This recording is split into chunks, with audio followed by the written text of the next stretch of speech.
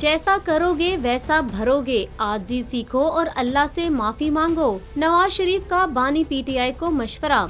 लाहौर में कर्जा स्कीम से खिताब करते हुए मुस्लिम लीग नून के सदर मियां नवाज शरीफ ने कहा कि मेरे गले में रस्सी डालकर वजीर आजम हाउस से बाहर निकालने का कहने वाला आज खुद जेल में है। नून लीग के सरबराह ने कहा कि भेड़ बकरियों की तरह पीटीआई के पीछे चलने वाले इनसे पूछें कि 50 लाख घर किधर हैं। इनकी कारकर्दगी सिफर है और मार धाड़ में नंबर 1 है।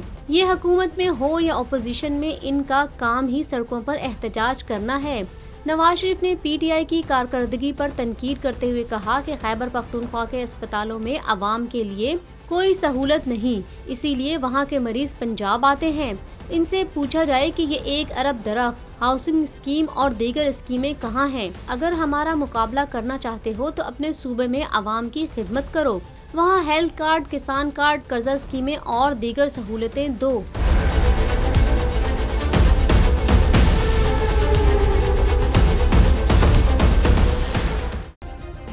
सब्सक्राइब करें और बेल दबाएं ताकि कोई खबर रह न जाए।